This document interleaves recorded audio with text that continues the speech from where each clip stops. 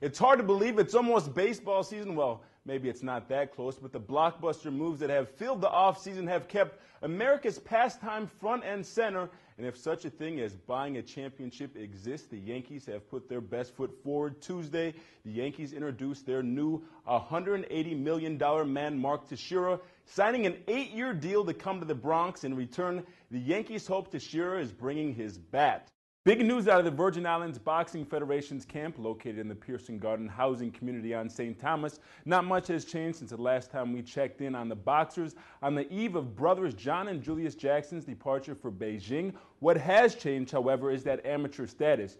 That's right, Sandy, with Olympian boxers John and Julius Jackson in Korea making final preparations for the Olympics in Beijing, the VI Amateur Boxing Federation proved they don't rebuild, just reload. Monday night's Tostitos Fiesta Bowl provided a combustible pot of theatrics and skill, agony, and the type of unrelenting desire where legends are made. The monster that is the BCS or Bowl Championship Series, college football's backwards way of determining a multi-pronged or, if nothing else, a debatable national champion, chugged on to Arizona, where the number 10 Ohio State Buckeyes played the one-loss Texas Longhorns, quite possibly the latest victim of the BCS system. Snubbed out of the championship game, we'd have to wait and see. Ohio State, no stranger to the Fiesta Bowl, 4 out of the last 7 tries. Beanie Wells getting active here at the start, 22 yards here. He went for 96 yards in the first half. That led to the first points of the game, 3-0 State. Now Texas on the move just seconds before the half, and the Longhorns quarterback Colt McCoy throws a pick on the doorstep, about to score. Anderson Russell playing center field on that one. Third quarter, let's go. McCoy puts it on his own shoulder, stiff OSU D. A little shake and bake at the end for the country boy. That made it 10-6 Texas. McCoy reaches the 100-touchdown plateau for his career. Then, why not? Uses his gun a little bit on this one to Mr. Cosby. Don't call him Bill, though. Quan Cosby, check it. 14 catches, 171 yards for Cosby. 17-6 Texas at that point, fourth quarter. Todd Beckman benched after the fourth game. He got burned Monday and put it to good use. Brian Robisky, over 100 on the day. 5 catches led to OSU's field goal. Won't want to miss when Baylor comes to town if you're looking to see the game. Tickets are available at Modern Music and the UVI bookstore. Tickets are $15 for residents, $10 for youth students and UVI students. The women's tournament starts November 27th through the 29th, if I am correct. And all games will be played at the UVI Sports and Fitness Center. Nels, I just wanted to thank you for coming on and providing your expertise once again. We're out here at Charlotte Amalie High School, prepping for week 3 of IAA football. We're getting inside the huddle with some chalk talk. We're talking about breaking down the X's and O's, and I'm out here with the maestro, first-year head coach over here at Charlotte Amalie High School, Coach Francisco Jarvis. Big win last week, Coach. Very big win and very happy. We still have some mistakes to clean up, but we're working at it this week. Absolutely. I know you guys came out the gate, wet conditions out there, a little sloppy, but you put 14 points on the board quick, and I think a lot of that is due to your quarterback back there. Made some big decisions for you guys. Appreciate you joining us today, Chris. Any real big surprises in the week 1? Yeah, for me, I only got one right. So I need a better week. Well, hopefully we can get that done this week. We're talking in the AFC about the Steelers and the San Diego Chargers. Chris, both these teams have really taken dramatically different paths to get here. We know about the Chargers. They started out 4-8, looked like they were dead in the water. And then you talk about the Steelers. They've remained pretty consistent all year long.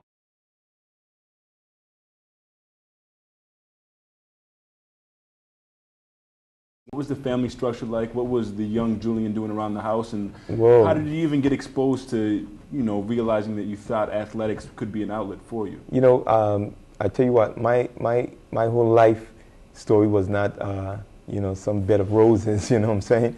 Grew up on the streets, one parent from a broken home, broken family.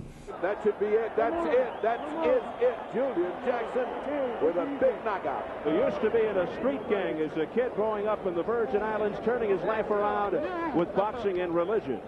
Been brought up in the streets. I've been brought up here in the ghettos, if you want to call it that. But I tell you what, we can be somebody and we can make a difference. And that's what I am really here about. I want to make a difference.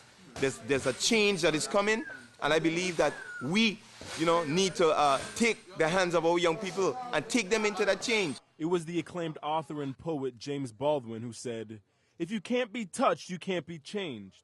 And if you can't be changed, you can't be alive.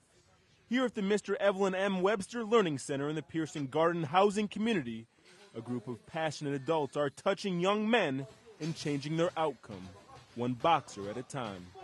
Because amateur boxing is not only a sport, but it's also a way out. A way out for a lot of the youths that are looking for something else, okay? Something else that they could take the aggression out, take the bag, other than going on the street and picking a fight with somebody else. So this is where we come in. We take them off the street, and then we take the street out of them. Here are the facts. According to the Human Rights Watch, 1 in every 3 black males born today can expect to go to prison in his lifetime. And with presidential elections on the horizon, 13%, or 1.4 million African American men, have lost the right to vote as a result of a felony conviction, according to the 2005 Sentencing Project. Set in an inner-city environment where the streets have acted like quicksand for the youth development, this camp is a haven, offering alternatives to crime in an esteem-building environment. Often easier said than done.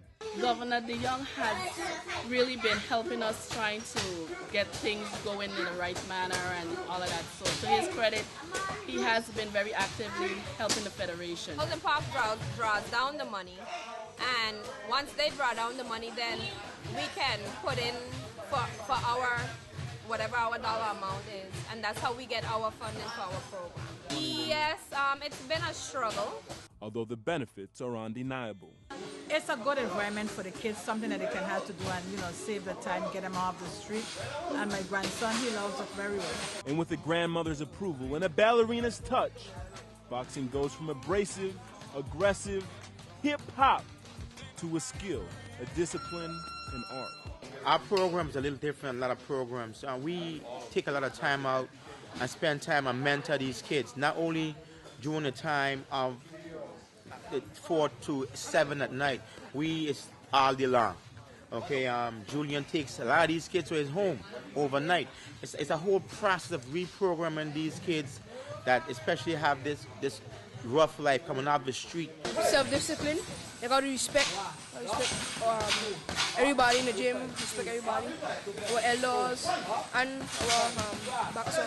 I don't know of too many 13-year-olds who use self and discipline in the same sentence.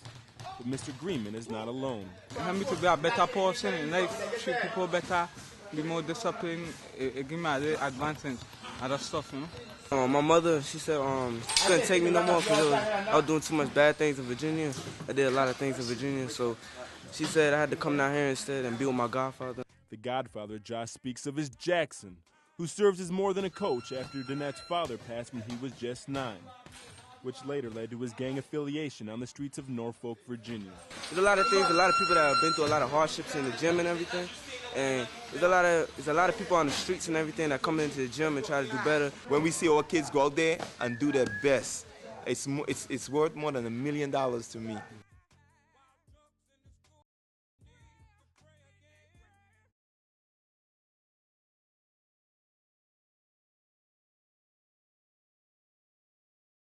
My day started in much the same way as the 800 competitors in this year's 8 Tough Miles road race on the 6:30 a.m. ferry from Red Hook to Cruz Bay, St. John, where it was undeniably evident each individual's chosen pre-race training regimen was just as diverse as the runners themselves.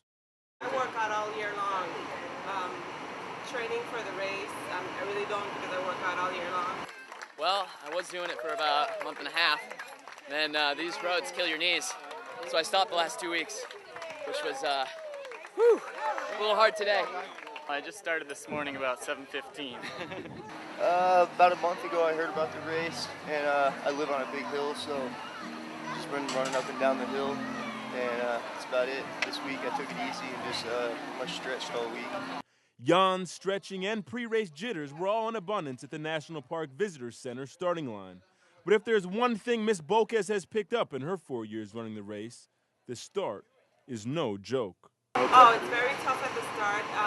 When you first start, it's mostly going uphill, but once you reach to the center, which is the Bordeaux Mountain, it's all going downhill.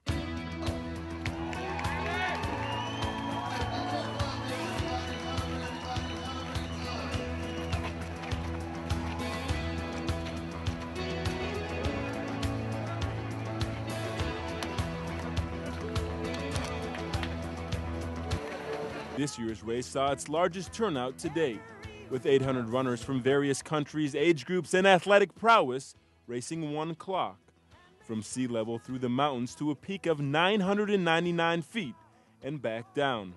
A true test of commitment, determination, perseverance, and oh yeah, the little voices in your head. I slow down just a tad, and I can feel God saying, pick your pace up or they're going to catch you. And apparently that was enough for the St. Thomas-born fitness trainer by day, who finished first for the women, after facing her own demons and a 10-year hiatus from the race. I wanted to break the fear of this race. Last time I ran it, it scared me. I ran up in a tree, and I stayed there for about 10 minutes crying.